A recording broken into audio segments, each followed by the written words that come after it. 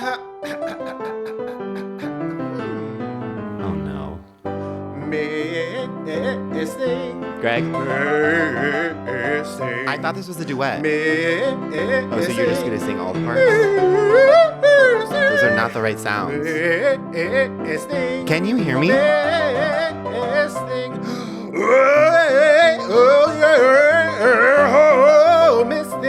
Bonk. Welcome to Miss Thing, the Lost Tangents, the Tila Tequiquel. That is a mouthful, Jennifer says. And we can say there are many things that we have come up with here on the pod, and this is our the most dumbest. favorite. Oh, okay. Yeah, I think we're of two minds on that. It is certainly when we said it struck a nerve. Yeah. Just like Tila Tequila did back in her day, which is still actually, she's very much. I mean, the impact that Tila had, much like the impact that we have, it's sort of like once you know her, you can't unknow her. And that's what this podcast is. No matter how hard you try, you cannot scrub her from her brain. I mean, the impact she had on the dating community, male and women. Male and women. Yeah. Okay. Well, by the way, I'm Greg. And I'm Tim. And this is a podcast that celebrates and appreciates the missed things of the past, present, and future. Yeah, and in every episode, we take a key moment from our Miss Thing storied career and do what we do best, make it all about us. Which we were just doing. Which we are not even really doing in this episode, because we're doing things differently for our holiday episodes. As a few weeks ago, we released a Lost Tangents episode, which you all went crazy for. Yeah. So we decided, let's do it again. We've got so much A+ material on the cutting room floor that we are going to just offer up our gems to you. Exactly. We want to just like mix it up every so often, and December is the time of year to mix it up. Totally. And we are definitely recording this deep in December. We are in it's so holiday. cold. Burr. Oh, Ooh, burr. yeah. My nipples are so hard. I could cut them with ice. Cut them with ice. Right? Isn't that Cut the them phrase? with a glass. Oh, yeah. I think it's like you use ice to do that. I don't know. I'm rubbing ice on my nipples. Totally. And something's happening. Yeah, I'm actually being very Nomi Malone, putting them in red, covering them, you know, in the last scene in Showgirls, where she goes and approaches the artist. We don't have to get into it, but she puts the lipstick on her nipples to make them redder. But it's very holiday season. Yeah. Santa likes it that way, that's for sure. That's on my list for Santa. Yeah, I want Santa to do that to my nipples. Totally. Nomi was being very Mrs. Claus in that scene.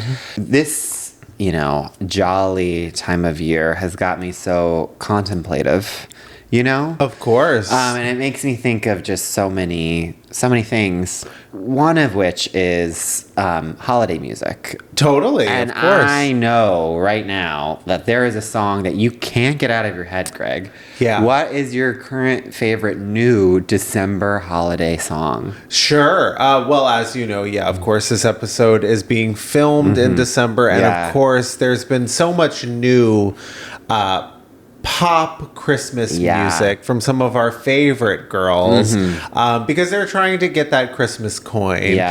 My favorite holiday song at the moment is Doja Cat and her new song Hollapus. And can you sing a little for me? And you got the kitty cat scratch. Kitty cat scratch with the Mrs. Claus. And you with her claws. With their claws in my puss. Hollapus. Wow. I'm going to be singing that all December long. Mm-hmm. Kitty's got Mrs. Claus. That's my favorite line from that song. Yeah. I just didn't get to that part yet. But I think that leads a perfect transition into our Lost Tangents from the Diane Keaton episode. Enjoy.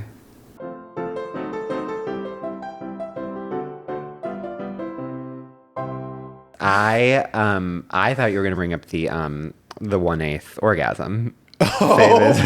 I famously thought I was like I don't know why I was about to touch your knee, but it looked like I was gonna do the famous thing where you like do your like spread your nails across someone's knee and give them 1/8 of an orgasm. Yeah, the famous thing, absolutely the dirtiest thing you can do. And then we were laughing about like imagine if like you had to file a complaint at work because someone gave you against your will 1/8 of an orgasm.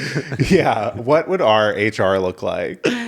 Our HR would be like, you have to go to HR if you don't give someone 1/8 of an orgasm. It's like just that's how you should say hello. It's like, hey girly. And then you just give them like a little knee tap. Yeah, it's like the magic mirror in Snow White. Yeah, we would be canceled immediately. Oh, of course. And yet we're the ones that are HR. And we're canceling ourselves. Yeah, totally. No, I was gonna ask. Okay, what is the your most OCD trait? Oh my God! I mean, where do we begin? Lay it on me. I am so deeply OCD. I come from a long line of undiagnosed OCD. I think all of us have. I'm like choking. Yeah, are you getting really emotional? Yeah, no, I run the gamut. So first of all, I mean, not even mentioning like the stuff that just goes on internally. I am a door lock checker. Okay. Before bed, I have to like read. Wait, which door? Like your bedroom door? No, like front door. Front door. I'm okay. I'm like yanking. I pull it so hard. Like thinking that maybe like I didn't pull it hard enough. And then what else? Oh, and then of course, famously when I was a child, I don't know if I've ever talked about this on the podcast. It's like a big thing in the trimmer lore. I used to say sentences like I would be talking to you, and then I would repeat the thing over and over like a wave, but without making noise. Wait, like, so give an example. So this doesn't make sense. Yeah, like I'm going to give you an example. The spit bubble in my mouth was my 13th reason. Oh, wow. Okay, so I would for the people who are just listening. Yeah, it is basically what you described, which is like I then did you a little just soft voice. You just you almost start whispering it until you start having no sound, but you're still saying it. Yeah. And I just repeated it over and over. Wait, but that is like traumatic. That I would have nightmares.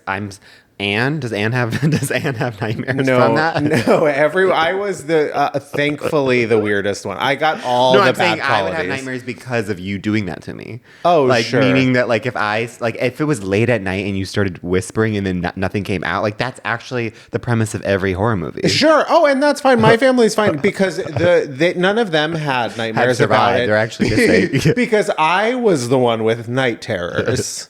So not only did I do that, I also had crippling night terrors that would wake everyone in the house up. Well, that's what they don't say often about night terrors is it affects everyone because it affects you. You don't even know what you've done, which is scary, but then everyone else has to react to what you've done in the night. Yeah, absolutely. And the night is dark and full of my night terrors. Exactly. What's your most OCD trait? For sure, it's like when I'm setting my alarm at night, I will look at it. It'll be like 8 a.m. Like I've ever set it for 8 a.m.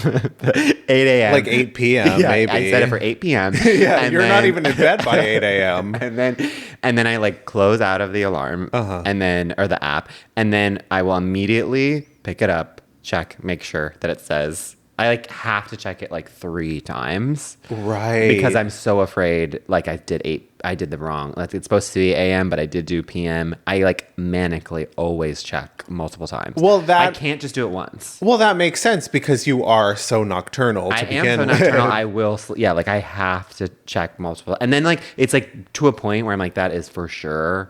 There's something there. Oh, yeah. Well, you can't let anyone on to your sleep patterns. They're too destructive. Of course, we are letting the Jennifers know. Yeah. But you guys, you get it. So, like, we feel safe sharing that with you. Okay, this isn't my dad mom sauce, but I have to bring this up to you. Please. Which is, are you following Lori Cooper on TikTok? Is she a realtor in She's New York? She's a New York realtor who gives dating advice. I'm obsessed with her. Tim, she was on old New York Housewives. Yes. And I just saw her on the Today Show. Obviously, you know I love Jenna and Friends. Yeah. And she literally is so you. Greg just spit out his drink. Visually. Okay, so for the Jennifer's who don't know, she looks like Tammy Faye. A mixture of Tammy Faye and Joan Rivers. She's like an older woman with like windswept hair. It's iconic. I think he's saying this because my hair is so long, but I haven't. But you know, and the Jennifers just don't know. The second I decided to cut my hair, my girl cut her hand and needed surgery. Yeah. So I'm just waiting for her to write that out, and I am sending her love and light and a little bit of Smize and Dream. Yes. Lori Cooper. Well, Lori, I'm obsessed with her. She literally is. I don't know if she has any expertise whatsoever. I believe that she's also was in a marriage for a really long time. So she doesn't necessarily have the most dating experience if you were in one long relationship. No, she also barely has any real estate experience. And that was clear on the show. Well, she now is doing these things that are going viral, which is so September was Sit at the Bar September. And then October is Off the Apps October. And then the best one to come, which I can't wait for, and I think is psychotic, but I want every Jennifer who does this to let us know. Mm-hmm. But November is No Night in November. And I'm like, that is actually how you lose your mind. Well, but if you are looking for a man to date. Yeah. But anyways, her energy. Actually, she's so not me because she has unlimited energy. Yeah, she says she doesn't. She spends every night out. I'm obsessed with her, and your looks are the same. We have the same doctor. Yeah, I will say when it comes to Lori Cooper, when it comes to all of like the housewives, you know, guest stars, the people that sort of like make their way into an episode and leave an impression. Yeah. I will say Lori Cooper has taken that and run with it better than any of the other people that swoop in. I mean, she deserves her own reality show. Oh, I'm sure she's gunning for one. How I found her, she was on like Today Show, and then they were like trying to get her to drink a martini, and she's like, "No, you're gonna drink that martini." She just came in and started owning the room, telling everyone what to do. I'm obsessed with her, and I was like, this is actually, I can't believe I haven't talked to you about it. This is so you coded. I'm so glad you brought her up. Okay, this is a thing we need to talk about too, which is like at that time, everyone was being so judgy about what the perfect air purifier was. And it was like, I would say, and then people were like, you're going to get that one big mistake, you know? And then it was like, it was such a time and place where you really thought like, oh no, like I am making the worst decision of my life. Right. Well, everyone had the better one, but then you can't get theirs because it's sold out. But then if you got the better one, they'd be like, well, actually, according to Wirecutter, you know. Suddenly everyone fucking like looks at Wirecutter as the like. You have a friend that starts a sentence with actually according to Wirecutter, cut them out of your life. Dump them. They are no good to you. Unless they're sending you whatever product that they're saying is better than the current product that you own. Yeah. Get out of here. Listen, we all have access to that same fucking Wirecutter article. Okay. And also, by the way, those companies are probably sponsoring Wirecutter. So it's like the list is like, okay, maybe some of these, it's like you want one and I have three. I'm sure three is just as good as one, but one paid Wirecutter more. You got, girl. We're back. I hope those clips warmed you as much as we're being warmed by the fire, the glow of our ring lights. And who knows if we of course know if it was one long clip or multiple short clips. Oh, totally. Whatever it was, we know you enjoyed it. Yeah, I of course am remembering each and everything that we said, and I'm really emotional about it. For me, it was really emotional. Totally. I was crying a lot. Greg had to give me tissues while we were playing it back. Oh, and we can barely console ourselves in any episode, but of course in the Diane Keaton episode, it brings a lot. It brings a lot to the surface. Mm-hmm. Tim, you recently asked me, recently in the last little prior to the Diane Keaton week, you asked me what my favorite new Christmas song is. Yeah. Can you let us know what your new favorite Christmas pop song is? Of course. Yeah. My new favorite Christmas pop song is actually 3 people. And one of them isn't even a singer. It sort of came out of left field. Sure. But it's Baz Luhrmann style. Yes. Everybody's free to wear sunscreen. Yeah. And it's called Everyone's in the Stocking. Take your stockings off. It's really long. And it's Katy Perry, Diplo, and Justin Trudeau. And when Katy comes in and she sings a little bit of the STOKING.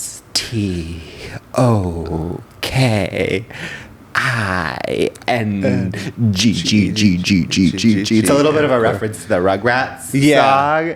And then you hear Justin in the background just going, ow, ow, ow. It's actually really jarring. And then Diplo comes in and says his famous lyric, I can't get it out of my head, which is, ow, that hurts, Santa. And it's kind of a lot to take in. Totally. Yeah. Yeah. And I like the part where he kind of does a take on Santa Tell Me, and he goes, Santa pick me. Yeah. And that's, it's a little inappropriate. Yeah. But again, that's the holiday horror trio. It is those 3. You need a little something to get you scared in the holidays, get your heart rate up. Yeah. And this does it. And I love that, like, it leaves you on edge, and which is very much like, Santa Claus is currently edging us all, if you think about it. Of course, as we await for him to come down our chimneys. I know. Every night we're sort of like, Santa's done it again. Done it again, as in not come. Exactly. We're all waiting for Santa to come, like, relieve us. And this song gives me a little relief. Of course. So please enjoy some more tangents from the Emma Stone episode.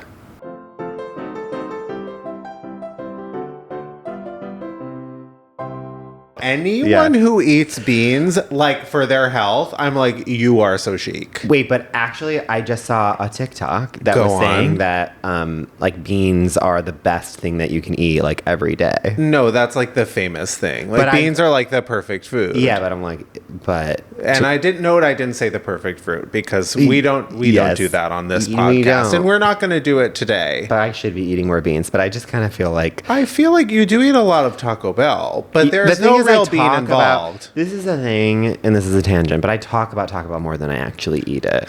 People think, like, I talk a big game. Yeah, you're more turkey wrap. Turkey wrap every day at like 11 a.m. I actually haven't had a turkey wrap in like a really. I've been off of it. Should we do a bed check? I know you guys should. You should check in on me. Jennifer says this is cause for concern. Because once I've it's overstayed its welcome, but it'll come back.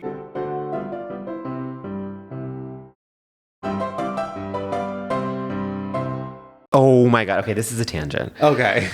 I saw on Sunday night, and it's so fucking good. Have you seen To Die For with Nicole Kidman? That is like top of my list of favorite films of all time. Never seen a frame. It is, Greg, you will love I know, it. I'm obsessed. It should be playing at Cinespia. It is so fucking good. She is phenomenal in it. It's also like so camp. It's so Showgirls. I know. It's Gus Van Sant. I know everything about it. The outfits, everything about the story, like the way and then it's so many people. It's like Joaquin Phoenix when he's young, and looking so good. Also, where did he get that scar? Okay, that's what I wanted to know. I didn't realize it's like very prominent. In that. It's like fresh. Yeah, and and then it's also Casey Affleck, which I'm wondering, I didn't realize that Casey Affleck was in a movie before Ben Affleck. I almost always assumed that like Ben Affleck like took him along. He's like the Nepo brother. Yeah, but I'm like, wait, but that's like 3 years before Good Will Hunting, which was Good Will Hunting was the next movie after To Die For Gus Van Sant. Casey Affleck, Nothing But Love and Light. Yeah. Is he a good actor? He is good in that movie. Manchester Did he win an Oscar? I think he did. Yeah. We don't know. I know that there's like controversy. I still don't even really know, but because he's like kind of abused. I think he did something. He did something not great. Yeah. I feel like, okay, so famously we just said, what's your favorite Best Actress performance? I know. I feel like I don't remember a single Best Actor one. What is your favorite Best Actor performance ever? Okay, well, that doesn't exist because I don't see men. My favorite, like, male actor performance, I know. It's so... I have like, one. Okay, the only one that I can think of. The only one I can think of, but I don't want to say it. I was like, I don't want to say... Every Best Actor has been marred in so much controversy. Yeah, I feel like the one I can think of, and I'm not sure if it's because it's been ingrained in my brain from straight men, is... Oh... Okay, you know what? I'll switch it. I was gonna say Heath Ledger in The Joker because it's just like that's supporting. It's but like yeah. yes, but I mean Heath Ledger in Brokeback Mountain. Oh, and he won, right? No, he didn't. But I don't even know if he was nominated, but he should have been. That he is so good in that. There are so many good ones that I'm like, oh, you know who? Anthony Hopkins in The Father. Oh, I thought you were going to say Silence of the Lambs. No. He won an Oscar for Yeah, he won his... It was like 2020. God, it was like I literally 2020. have never heard of a single actor winning Best Actor. Good for them. He won. It's like where he... What is that about? It's with Olivia Colman. He has dementia. And he's slowly losing his... Okay. And also another... I'm just going to bring it back to women, but remember Amor... What's her face? Like Emmanuel. Riva. Yeah, chilling. That's a movie I'd never want to see again. Okay, you didn't ask, but my favorite Best Actor is Sean Penn. Milk. It's the only one I can remember. I don't like Milk. Don't even. Okay, we're moving on. And Sean Penn, congratulations on your Best Supporting Actor win this year. Performance right there. Wait, okay, but speaking of Manchester by the Sea, featuring a Best Supporting Actress nomination for Michelle Williams, who I think is one of two actresses that are the most robbed at the Academy Awards, which is making me think, who is the actress that has been robbed the most at the Oscars? I don't know if everyone's going to agree with this. I already know your answer. Amy Adams. Yeah. Mm-hmm. That woman is so overdue. Okay. And she's going to, and I'm going to, when she gets her, for which lifetime, performance? Arrival. Yeah. Arrival is the best movie of all time. Sorry. Did she get nominated for that? She did. Okay. Well, she should have won. I don't know what she was up against. I mean, now we can look back. The people were not ready for how fucking amazing Arrival is. It's the best movie of all time. Yeah. When, you know, it all comes... I don't want to spoil anything, but when it all comes around and we understand what she's learned and what she is about to experience... it's actually filling me. I might start crying right now. Okay, I wept. But she also has she's incredible. She's so funny. It's like American Hustle. She has The Fighter. She has Junebug. She has like Vice. She was even good in, even though that like Vice is horrible. Yeah, but but also, and this really, I think it got underappreciated. I thought she was incredible in Night Bitch. I never saw it. I know. It kind of flopped. Amy was really, really good in Night Bitch. And we weren't paying attention. Well, the other person, which I was starting to reference, the other person who I think is the most robbed is Michelle Williams. Yeah. Michelle Williams is so, in Blue Valentine, in Brokeback Mountain, in... People forget about this movie. It was so time and place, but I was obsessed. My Week with Marilyn. There are so many performance. Manchester by the Sea, I think I just said it. So many performances. She is the other person. I think those are the two for me that are like, they are overdue. I would agree. Did she win for Brokeback? She hasn't won. I think she's also been nominated almost as much as... I think she's nominated 4 times. She should have won for Brokeback I think she also got nominated for that Steven Spielberg movie. Like, she just has... Michelle, I love her so much. Sometimes her accent work does confuse me. She is someone who it's like... she's a star in the sense of like, you cannot take your eyes off of her choices. She's breathtaking. Yeah. She's brilliant. And Fosse Verdon was so... I mean, if you haven't watched it, Jennifer Shah's go. If you love old theater, which I'm like the only person who does. But it's so good. Okay, and then last tangent. What is the most robbed female performance? In film or TV? In film. You can do TV if you want, but Well, I'll do film. okay. No, I'm going to do TV. Yeah, okay. Lisa Kudrow in The Comeback. Oh. Julia Louis-Dreyfus, like, we love you, girl. You've had enough. Yeah. Lisa Kudrow deserves that Emmy. We have another season of The Comeback coming. If she doesn't win, I don't know what I'm going to do, but I'm going to revolt. Valerie Cherish has won an Emmy before Lisa has for that role. I would say 2 for me, Sarah Michelle Gellar in Buffy. The fact that she did not win any award for that performance. Or the other one I'm going to say is Lauren Graham. Lauren Graham for Gilmore Girls should have won. Both of them should at least have Golden Globes, if not both having Emmys for those performances. Like, truly will stand the test of time. Like, those things, like, you will show to your kids and they'll be like, damn. I'm gonna say something that you're not gonna like. I haven't seen a frame of Gilmore Girls. And I'm gonna tell you something else you're not gonna like. I don't need to. I do not like it. How? You don't know. I know. I don't like it. And in this season of all seasons, in the fall season, that is the most blasphemous thing that you could say. I know, but I agree with you on Buffy. Yeah. Film, most robbed performance. There's like, well, recency bias tells me Demi Moore, but there's also Glenn Close. Yeah, but for the wife. For the wife. yeah. Albert Nobbs. Angela Bassett. For both of her performances. And the other one is Lydia Tarr. Oh, God, Kate Blanchett didn't win for Lydia Tarr is insane. Right. I was rooting for Michelle Yeoh. You were? That year. Just because I feel like Kate Blanchett has won so much.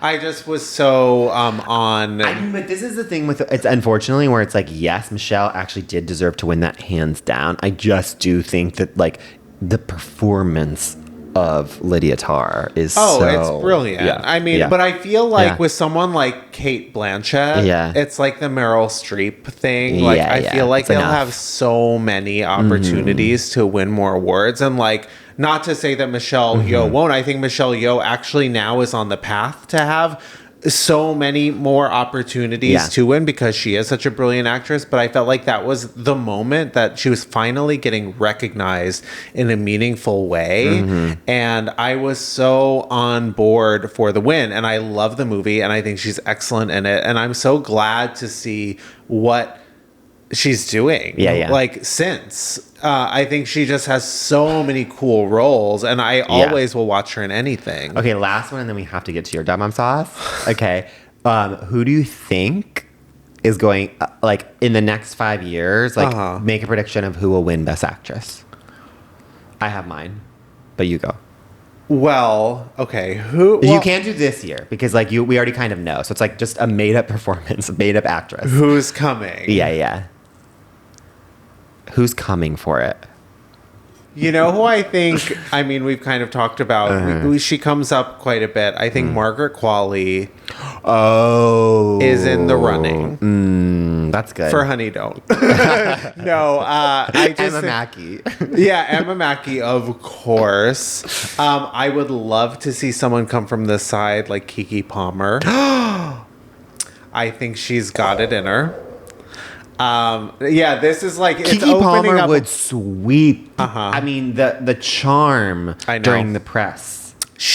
No one would come out of an awards ceremony, like an awards season, better than Keke Palmer.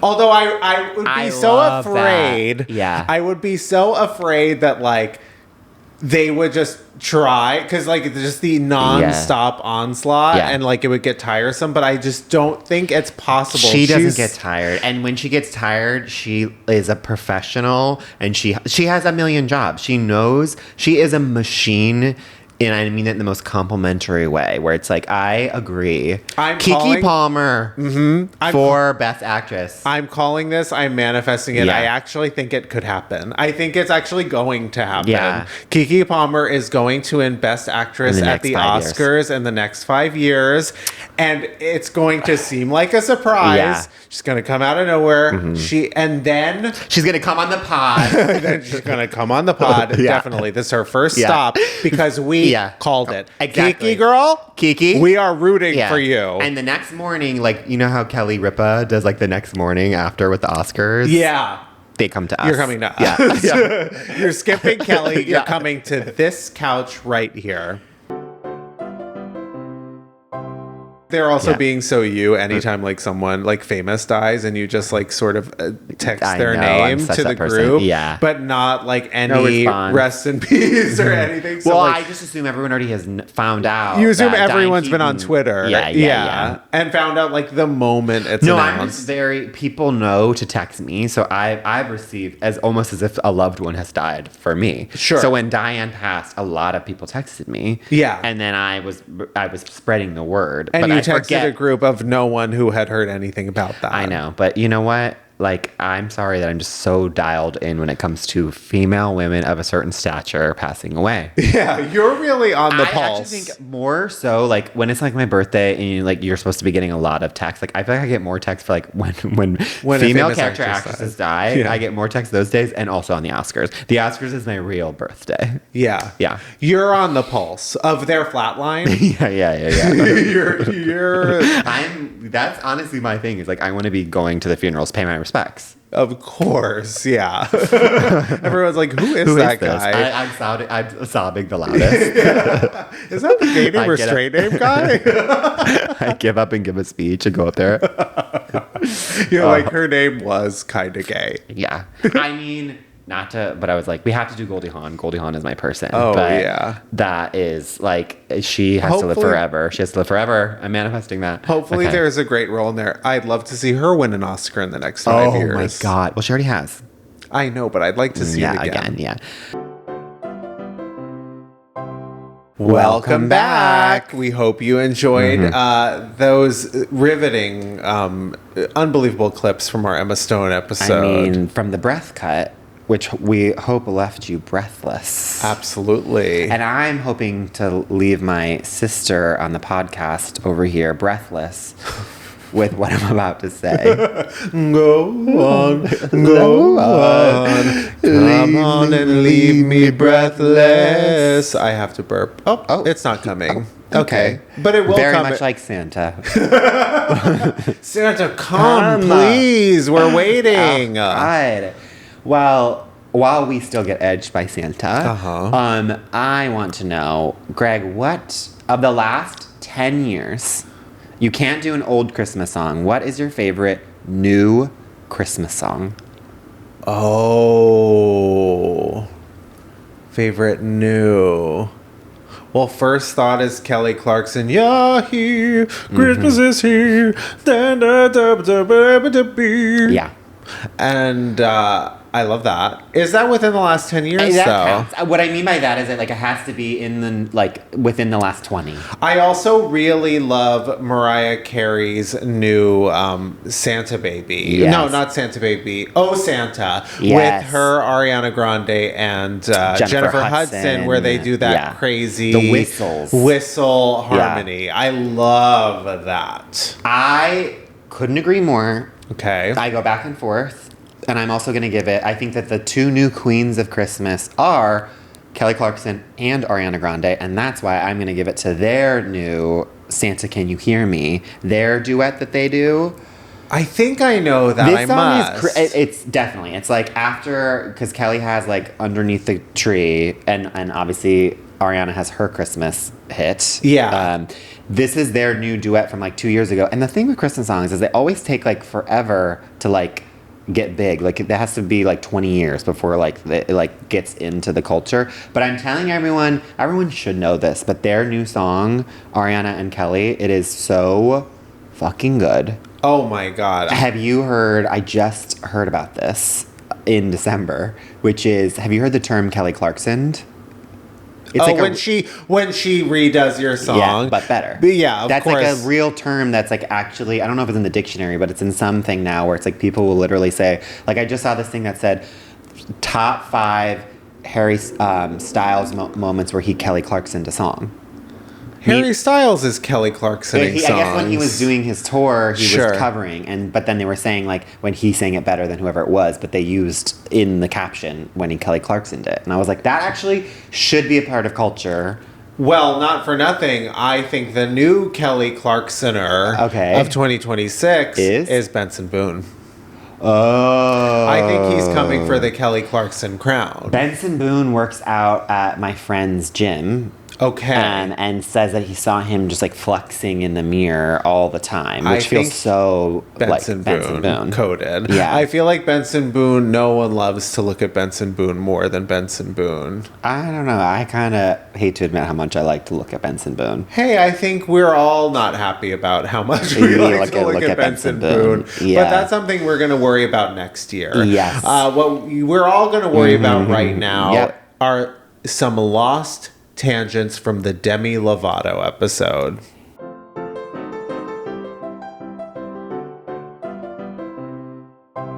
Terry Gilliam's imaginarium of whatever Dr. Parnassus, which is what I've been talking to Greg about all day off pod. And you know, there are often times that like I'll be joking about not knowing something, and like and when I'm telling you, Jennifer Schiss, I don't know what this is. Okay, I think it's a full Mandela effect movie. I think that this is another movie that you and I should sit down and watch, like with the Jennifer Schiss live at some point.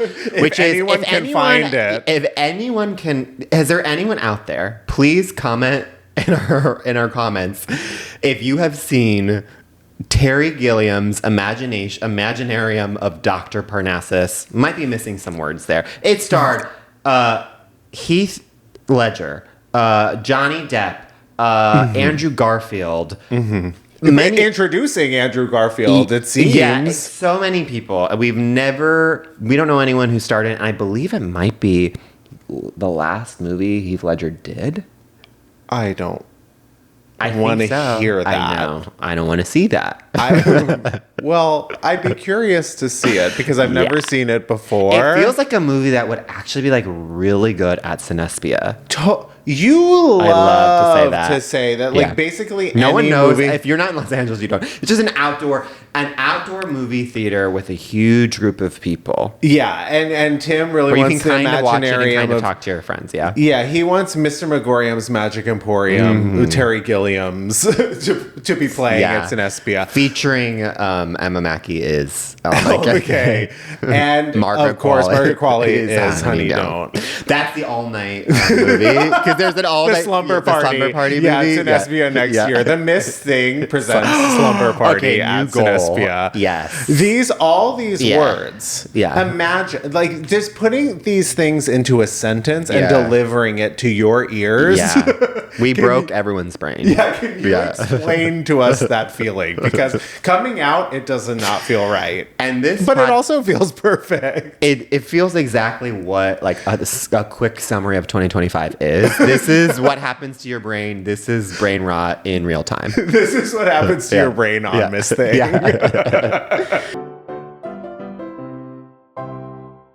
No, that's so, but also that's the famous thing of like mothers of gay sons who work in television. If you get your mother a ticket to the show that you're currently working on, she couldn't care less. Yeah. But if like anyone else gets her a ticket to like any other show, it's their favorite show. That's the same. I got them tickets to Price is Right. Again, biggest deal. Oh my God. Well, they could have had the opportunity potentially to be on stage, right? Or do you have to that's like a different... Is it different because you need to like kind of... I think you go through... I know someone who won a lot of money on Price is Right.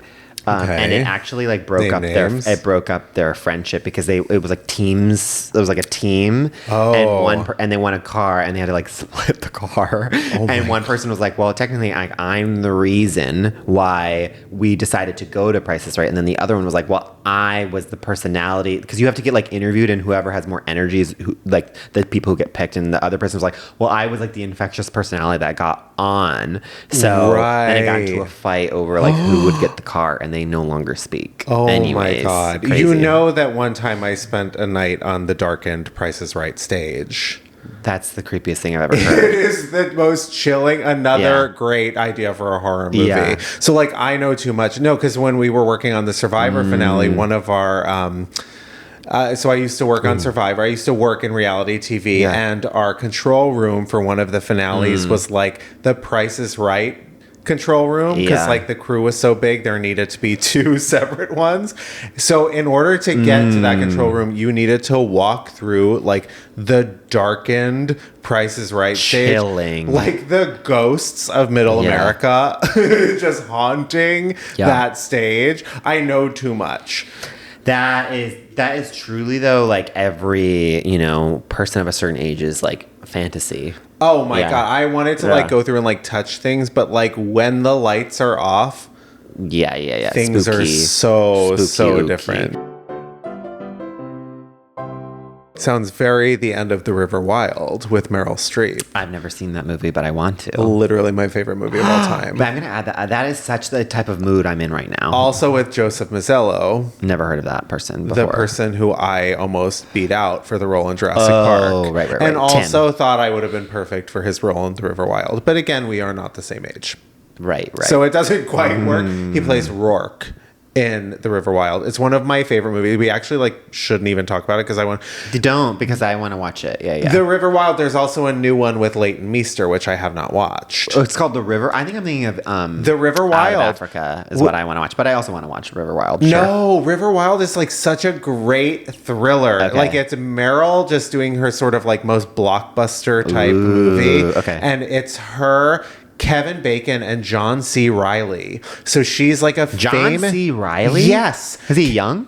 Yes. Kevin Bacon and John C. Reilly are the villains. So Meryl Streep, her and her family, she's like a famous like whitewater rafter. She's like a woman like in the field, like in the male-dominated field. You had me, and Meryl Streep is a famous whitewater rafter. No, she's like a nature woman. So like but she's like an incredibly like accomplished whitewater rafter. So she's like taking her family on like a little trip. It's just going to be them, and then they come across Kevin Bacon and John C. Reilly, who are like criminals. Yeah. And they need her to like take them. So they like, it's basically Air Force One on a whitewater raft. That's the best type of movie. It's so good. Yeah. And her son, Rourke, she goes, Rourke! The whole time. Wow. I love that. Okay. It's so good. I'm going to watch that very soon. Stay tuned to the space. Yeah, I have not seen the follow-up. There's a sequel? No.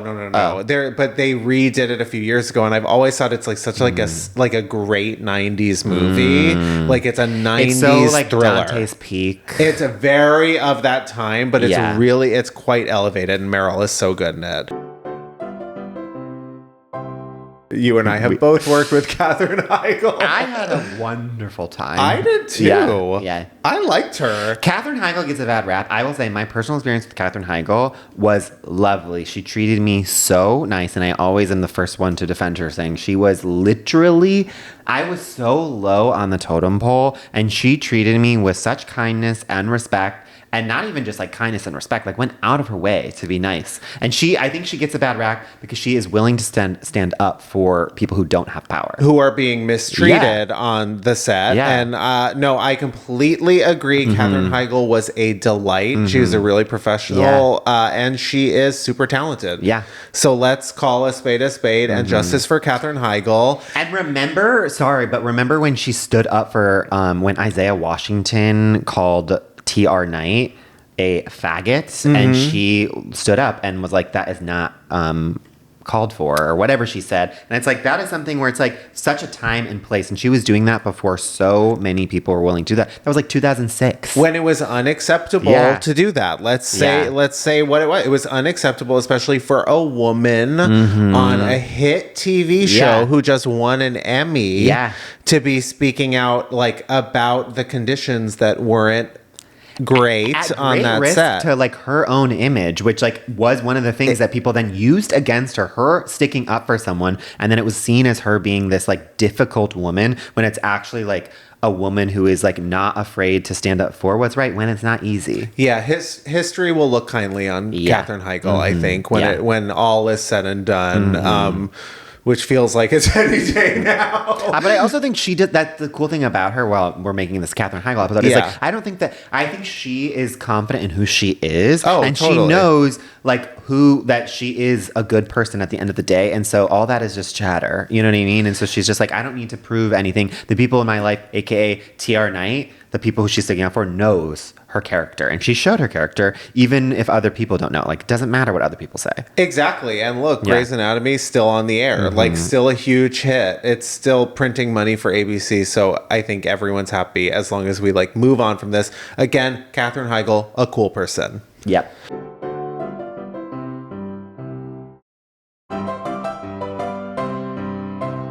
We're back. We're back. And Christmas is here. The snow is falling and the Christmas tree. Santa, stop edging me. You know who I don't believe in? Well, I hope it's not Santa. Laufey. Do you know who Laufey is? That's how you pronounce it? I thought it was Laufey. Laufey. It could be that. Okay, who knows? But we wish her a happy holiday. Why does she pop in your head? I don't know, because I feel like she's going the Bublé route. I feel like she's the ultimate industry plant, like straight from the North Pole. You know what I mean? Like, why is Laufey on all of my playlists? Yeah, I have somehow missed the Laufey and Claro train, and I feel like they're always together, and then like they're doing interviews and people are losing their mind, and I'm like, I've never heard, these names are made up. I've never heard any of your songs. I know, by the way, Jennifer says, I know that in 2026 they will both be my Dad Mom sauces, but I haven't given them the time of day. But as of right now, they just sort of seem like CAPTCHA words that I have to put in before I can get to whatever website I'm trying to get to. They are so CAPTCHA. Yeah. You heard it here first. Laufey and Claro are CAPTCHA. Yeah. And CAPTCHA is also the name of someone who no doubt will be a Miss Thing in 2026. And definitely the name of one of our children. Of course, Yeah. the middle name. Yeah. Well, it is my maiden name. Yeah. It's CAPTCHA is like definitely something where time and place. That day we loved it. We thought, what a beautiful middle name. And now we regret it, but our child is too old and we can't let them know that we regret that we named them that. We can't reverse what we put on. No, we love CAPTCHA. Yeah, what we put on the birth certificate. And everyone in the hospital was like, are you sure? But I actually wanted to say the other person, which I feel like is another CAPTCHA, Griff. Heard of Griff? Not even. Am I thinking of Peter Griffin? You've never heard? Okay, Meg yeah, it's Griffin? like Griff is, she's British, she's Asian, and she's like kind of, Taylor Swift was taking her under her wing during the Eras tour. There's not a single. You That have is heard not of her. even I remotely. guarantee that you somehow stumbled over the section of Spotify that was Claro and Laufey, and then you didn't realize, but they snuck in a Griff. And that's dubious place of Spotify. I will take your Griff and I'll raise you a role model. Oh, I have no idea what Sally's about. I don't understand. I watch so many clips and I don't really... Is the point of Sally just to literally do a ring around the rosy on the stage and then leave, but you also like forget how to dance? No shade to any of the dancers. I feel like that's you're given the directive, like don't really dance like in a way that you would want to. They all feel like they're dancing in ways that they don't want to, against their will. There's a sniper red dot on their forehead. Definitely. Yeah. Role model is someone that I'm sorry, I'm not a role model. I'm not going to learn about that in 2026. No. Not my Sally. No. Our Sally is the Nightmare Before Christmas. Exactly. Yeah. Which is a perfect sign off to our holiday season Lost Tangents episode, the Tila Tequiquel. We'll see you next week. Please subscribe on YouTube and please call in.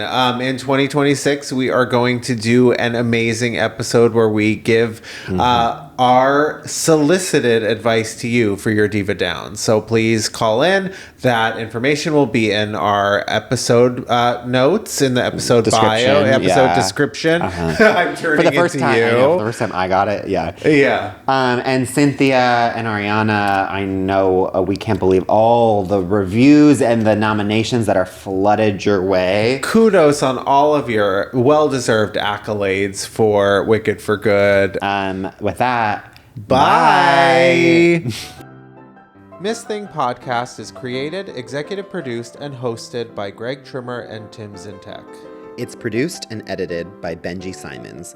with cover art and additional creative support by Claude Zeins. Follow us on TikTok and Instagram at MissThingThePod. New episodes drop every Tuesday. Watch on YouTube or listen on Spotify, Apple Podcasts, or wherever you get your podcasts. Please subscribe, rate, and review, but only raves. Strictly 5 stars and above. Follow Greg at Greg Trimmer and Tim at Tim_Zientek on all social media. Bonk.